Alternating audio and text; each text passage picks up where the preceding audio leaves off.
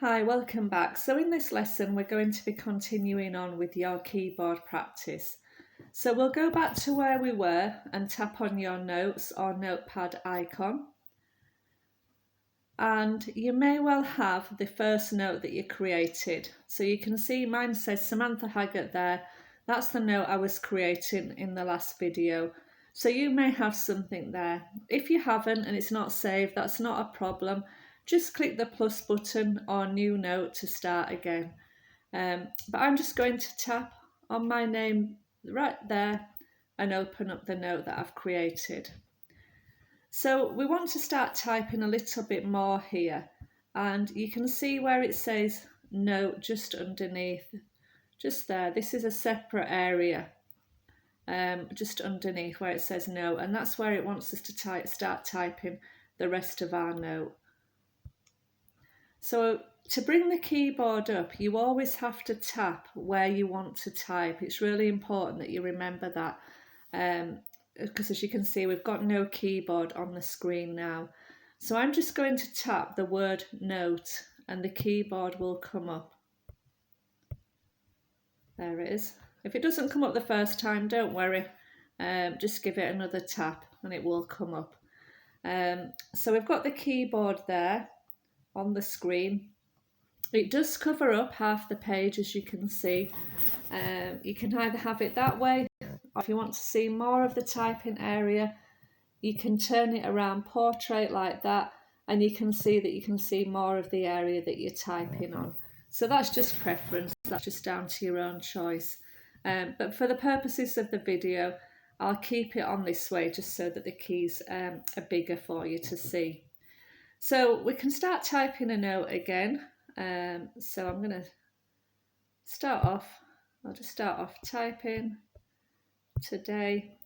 Now, to create a space in between letters, there is a long, it's called the space bar, the long grey bar at the bottom of this screen.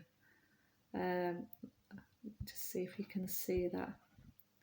It's just right under the B and the V. It's just a shaded out grey bar. It might look slightly different on yours, but it's the long bar at the bottom.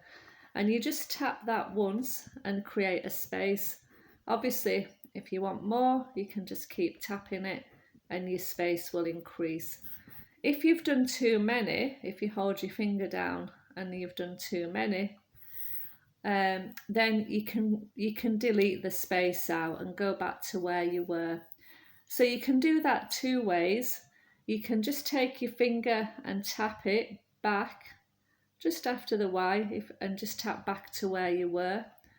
Or if I just create a space again, just above the blue square on the right hand side of the keyboard, you can see an arrow with a crossing pointing to the left.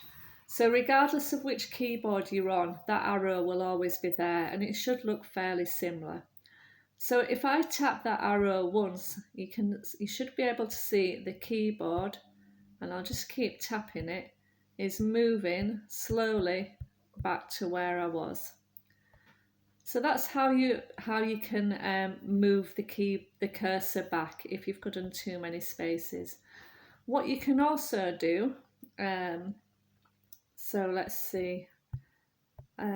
So say I was typing went and put wet. I spelt it incorrectly. So I want to rub that T out and retype it. So if I just go back onto this back arrow above the blue square, the blue square on the right of my keyboard, so I just tap the arrow above that, you can see it deletes the T out. And I can just type in the word went, or you can see that on the top of this keyboard, it's already guessing the word that I want to type. So if I just tap the word went that's come up, it will fill it in for me. It's also guessing what I want to type next, so it's come up with the word through, to and back. So if they're the correct words, you could tap on them. So I went to I'm just tapping random words here.